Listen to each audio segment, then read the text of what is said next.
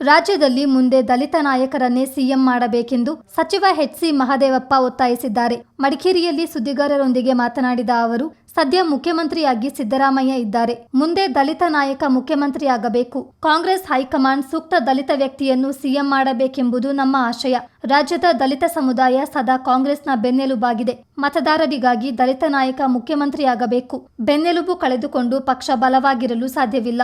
ಈಗ ಸಿಎಂ ಆಗಿ ಸಿದ್ದರಾಮಯ್ಯ ಅಧಿಕಾರದಲ್ಲಿದ್ದು, ಮುಂದಿನ ಅವಧಿಗೆ ದಲಿತ ನಾಯಕನನ್ನು ಸಿಎಂ ಮಾಡಬೇಕು. ಇದರಿಂದ ಗೊಂದಲ ಅಥವಾ ಪಕ್ಷಕ್ಕೆ ಮುಜುಗರ ಉಂಟಾಗಬಾರದು ಎಂದಿದ್ದಾರೆ. ಪ್ರಶ್ನೆಯೊಂದಕ್ಕೆ ಉತ್ತರಿಸಿದ ಸಚಿವರು, ಬಿಜೆಪಿ ಶಾಸಕ ಲಮಾಣಿ ಬಂಧನವಾಗಿರುವುದು ದುರದೃಷ್ಟಕರ.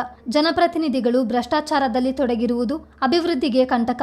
ಭ್ರಷ್ಟಾಚಾರದ ವಿರುದ್ಧ ಮಾತನಾಡುವ ಬಿಜೆಪಿ ಆತ್ಮಾವಲೋಕನ ಮಾಡಿಕೊಳ್ಳಬೇಕೆಂದು ಕುಟುಕಿದ್ರು. ನಮ್ಮ ಮೀಡಿಯಾದಲ್ಲಿ ನೋಡಿದೆ, ಡಾಕ್ಟರ್ ಲಮಾಣಿಯವರು ರೈಡ್ ಆಗಿದ್ದಾರೆ ಅಂತೇಳಿ. ಅದು ವೆರಿ ಅನ್ಫಾರ್ಚುನೇಟ್. ಪ್ರತಿನಿಧಿಗಳು ನೇರವಾಗಿ ಆ ಥರ ಭ್ರಷ್ಟಾಚಾರದಲ್ಲಿ ತೊಡಗಿರೋದು ನಮ್ಮ ಅಭಿವೃದ್ಧಿಗೆ ಕಂಟಕ. ಮತ್ತು ಭ್ರಷ್ಟಾಚಾರದ ಬಗ್ಗೆ ಮಾತಾಡೋ BJP ಈಗ ಅವರು ಆತ್ಮಾವಲೋಕನೆ ಮಾಡ್ಕೋಬೇಕು. ಸದ್ಯಕ್ಕೆ ಮುಖ್ಯಮಂತ್ರಿ ಸಿದ್ದರಾಮಯ್ಯನವರು ಇದ್ದಾರೆ. ಕೂಗು ಇನ್ನೂ ಮುಟ್ಟಿಲ್ಲ. ಸಿದ್ದರಾಮಯ್ಯವರು ಅಧಿಕಾರದಲ್ಲಿ ಮುಖ್ಯಮಂತ್ರಿ ಇರೋದರಿಂದ ಮುಂದೆ ದಲಿತ ಮುಖ್ಯಮಂತ್ರಿ ಆಗಬಾರ್ದು ಅಂತ ಹೇಳಲ್ಲ, ಆಗಬೇಕು ಒಂದು ರಾಜ್ಯದಲ್ಲಿ. ಅದಕ್ಕೆ ಅವಕಾಶಗಳು ಸನ್ನಿವೇಶ ಬರಬೇಕು.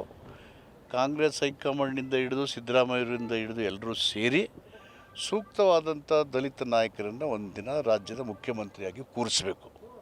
ಅದು ಎಲ್ಲರ ಆಸೆ. ಮತ್ತು ದಲಿತರು ಗಣನೀಯ ಪ್ರಮಾಣದಲ್ಲಿ ಕರ್ನಾಟಕದಲ್ಲಿ ಸದಾ ಅವರು ಕಾಂಗ್ರೆಸ್ಸಿಗೆ ಬೆನ್ನೆಲುಬಾಗಿ ನಿಂತಿದ್ದಾರೆ. ದಲಿತರು ವೋಟ್ ಕೊಟ್ಟು ಅವ್ರ ನಾಯಕರು ಸುಮ್ಮನೆ ಇದ್ದು ಬೇರೆಯವರು ಮುಖ್ಯಮಂತ್ರಿ ಆಗಬೇಕು ಅನ್ನೋದು ಚರ್ಚೆಗಳು ನಡೆಯುವಾಗ ದಲಿತರು ಒಂದು ಸಾರಿ ಮುಖ್ಯಮಂತ್ರಿ ಆಗಬೇಕು. ಅದು ಹೈಕಮಾಂಡ್ನ ಒಂದು ಗಮನದಲ್ಲಿ ಇಟ್ಕೊಂಡಿದೆ. ಮುಖ್ಯಮಂತ್ರಿಗಳು ಅವರು ಇದ್ದಾರೆ, ಸಿದ್ದರಾಮಯ್ಯರು ಅವರಿರೋ ತನಕ ಅವರೇ ಮುಖ್ಯಮಂತ್ರಿ. ನಂತರ ದಿನಗಳಲ್ಲಿ ಎಲ್ಲರೂ ಸೇರಿ ದಲಿತರನ್ನ ಮುಖ್ಯಮಂತ್ರಿ ಮಾಡಬೇಕು. ಅದು ಗೊಂದಲ ಆಗಬಾರ್ದು, ಪಕ್ಷಕ್ಕೆ ಮುಜುಗರ ಆಗಬಾರ್ದು. ಅದು ಈ ಕೂಗೆಲ್ಲ ಹೈಕಮಾಂಡ್ ಗೊತ್ತಿದೆ, ನಾಯಕರುಗಳಿಗೂ ಗೊತ್ತಿದೆ.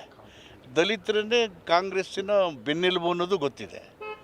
ಕಾಂಗ್ರೆಸ್ಸಿನ ಬೆನ್ನೆಲುಬು ಕಳ್ಕೊಂಡು ಪಕ್ಷ ಬಲವಾಗಿರೋಕ್ಕೆ ಸಾಧ್ಯ ಇಲ್ಲ.